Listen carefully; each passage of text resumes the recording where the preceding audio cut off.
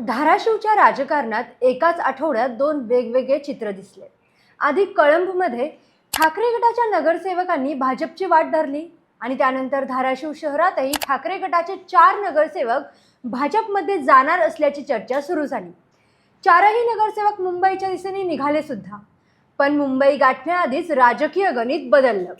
इंदापूरजवळ प्रवेशावरून झालेल्या वादानंतर ही मंडळी परत फिरली आणि दुसऱ्याच दिवशी ठाण्यात पोहोचून एकनाथ शिंदे यांच्या शिवसेनेत दाखलही झाली। म्हणजेच भाजपची तयारी, मध्येच बदललेला निर्णय आणि शेवटी शिंदेंच्या शिवसेनेत प्रवेश। हा सगळा घटनाक्रम नेमका कुणाच्या हालचालींमुळे बदलला आणि सर्वात महत्त्वाचं म्हणजे ओमराजे निंबाळकर यांच्या शिंदे सेना प्रवेशानंतर धाराशिवमध्ये सुरू झालेला हा राजकीय प्रवास आता नेमका कुठे जाणार, जाणून घेऊयात सविस्तर ह्या व्हिडिओच्या माध्यमातून। नमस्कार, मी प्राची आणि आपण पाहत आहात त्याचे काय महाराष्ट्र। धाराशिव नगर परिषदेत ठाकरे गटाचे 7 नगरसेवक निवडून आले होते। त्यापैकी प्रदीप मुंडे, संतोष उर्फ नाना घाडगे, सोनाली अमित उमरे आणि केसराबाई ज्ञानदेव करवर या 4 नगरसेवकांनी आता एकनाथ शिंदे यांच्या शिवसेनेत प्रवेश केला आहे। त्यामुळे ठाकरे गटाकडे आता या नगर परिषदेत केवळ 3 नगरसेवक उरले आहेत।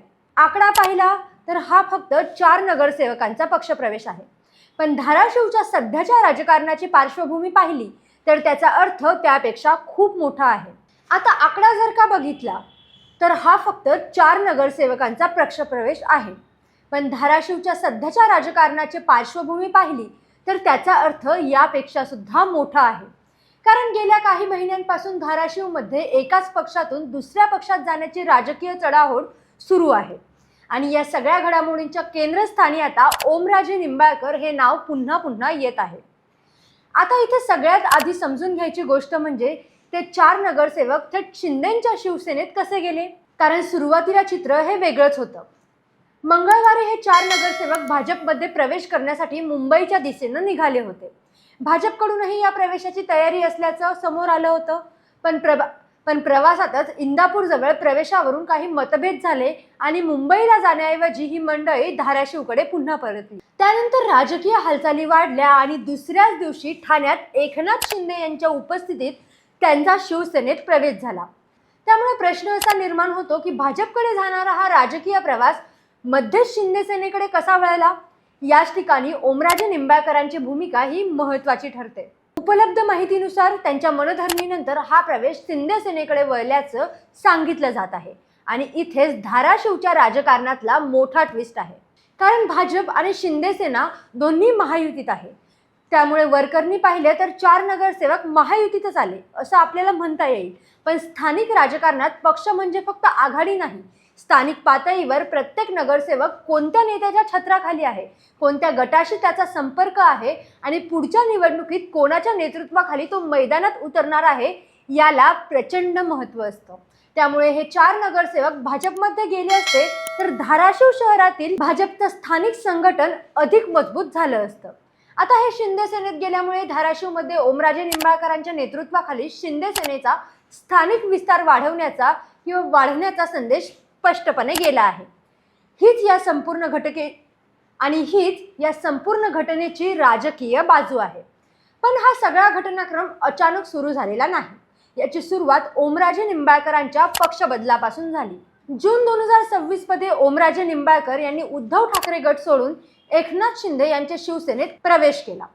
हा निर्णय धाराशिवच्या राजकारणासाठी मोठा होता, कारण ओमराजे हे फक्त ठाकरे गटाचे खासदार नव्हते तर धाराशिवच्या राजकारणात स्वतःचं स्वतंत्र जनसंपर्क नेटवर्क असलेले नेते म्हणूनही त्यांची ओळख होती। 2024च्या लोकसभा निवडणुकीत त्यांनी ठाकरे गटाच्या मशाल चिन्हावर निवडणूक लढवली आणि मोठ्या मताधिक्यानं विजयही मिळवला। उपलब्ध निकालानुसार त्यांना अर्चना पाटील यांच्या विरोधात तब्बल 2,71,000 मतांचं मताधिक्य मिळालं होतं।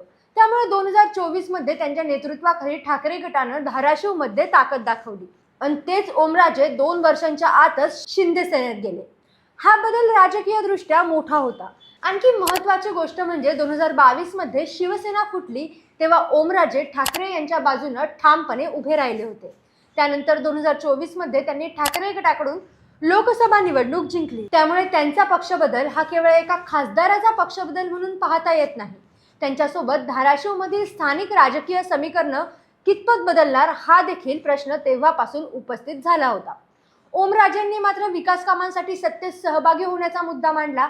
म्हणजेच त्यांच्या भूमिकेचं राजकीय स्पष्टीकरण हे सत्तेत राहून मतदारसंघाचा विकास या मुद्द्याभोवती होतं. पण ठाकरे गटासाठी अडचण अशी आहे की ओमराजे गेले तरी स्थानिक संघटना कायम राहील असा दावा केला जात असतानाच त्याच भागातून एकामागून एक नेते आणि लोकप्रतिनिधी बाजू बदलताना आपल्याला दिसत आहेत. गेल्याच आठवड्यात कळंब नगरपालिकेत ठाकरे गटाच्या 9 नगरसेवकांसह काँग्रेसच्या एका नगरसेवकानं भाजपमध्ये प्रवेश केला. या प्रवेशानंतर कळंब नगर परिषदेत विरोधी पक्ष म्हणून उरणारही नाही इतकी ताकदही जवळजवळ संपल्याचं वृत्त आलं. त्यामुळे धाराशिव जिल्ह्यातला हा फक्त एका नगर परिषदेपुरता प्रश्न राहिलेला नाही, तर कळंबमध्ये भाजपची ताकद वाढली आणि धाराशिव शहरात शिंदे सेनेनं 4 नगरसेवक आपल्या गटात घेतले असा त्याचा अर्थ होतो. म्हणजेच महायुतीतील 2 घटक पक्षांनी ठाकरे गटाच्या स्थानिक संघटनेवर वेगवेगळ्या पद्धतीनं आघाडी घेतली आहे. आता याचा दुसरा राजकीय अर्थ आपण समजून घेऊयात. कळंबमध्ये जे घडलं त्याला काही ठिकाणी ऑपरेशन लोटस म्हटलं गेलं. दुसरीकडे धाराशिवमध्ये ओमराजेंच्या प्रवेशापासून ऑपरेशन टायगरची चर्चा झाली. जूनमध्ये ओमराजे शिंदे सेनेत दाखल झाल्यानंतर धाराशिव जिल्ह्यातील शिवसेनेच्या संघटनात्मक रचनेतही बदल करण्यात आले होते. जुन्या कार्यकारिण्या बरखास्त करून नव्याने संघटन उभं करण्याची प्रक्रिया सुरूही झाली होती. आता याच पार्श्वभूमीवर नगरसेवकांचा प्रवेश पाहिला तर एक गोष्ट स्पष्ट दिसते. शिंदे सेना धाराशिवमध्ये केवळ खासदाराला आपल्या पक्षात घेऊन थांबलेली नाही, तर त्या नेतृत्वाच्या आधारावर स्थानिक पातळीवर संघटन उभं करण्याचा प्रयत्नही ते करत आहेत. धाराशिव शहरात भाजपच्या स्थानिक राजकारणाला मोठी चालना मिळाली असती.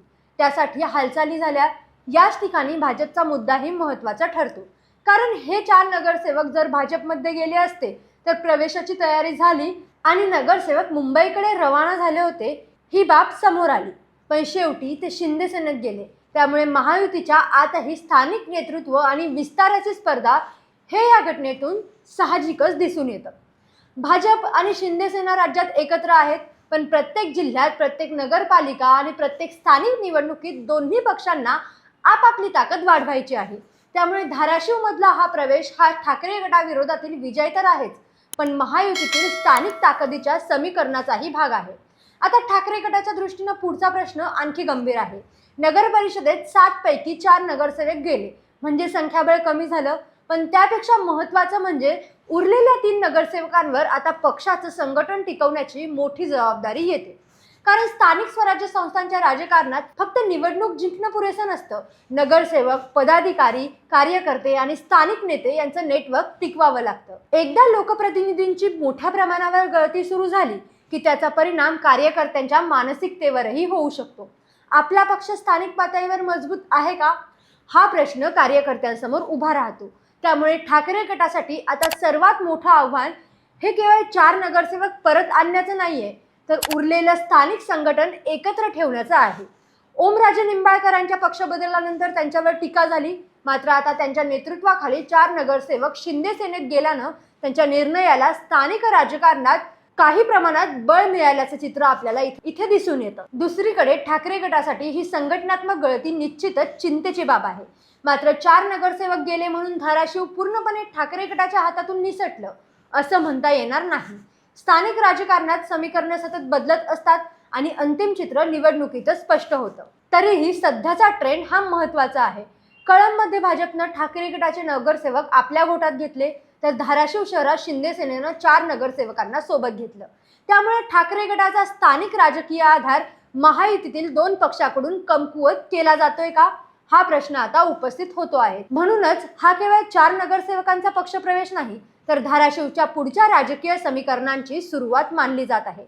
ओमराजेंनंतर आणखी कोणते नेते किंवा मग कोणते लोकप्रतिनिधी बाजू बदलणार आणि पुढचा राजकीय डाव भाजप खेळणार, शिंदे सेना की मग ठाकरे गट हे पाहणं आता महत्त्वाचं ठरणार आहे. तुम्हाला याबाबत काय वाटतं कमेंटमध्ये नक्की सांगा. बाकी राजकारणाच्या आखाड्यात आपली नजर कायम असणारच आहे. तेव्हा कुठेही जाऊ नका, पाहत राहा, सबस्क्राईब करा. त्याचे काय महाराष्ट्र.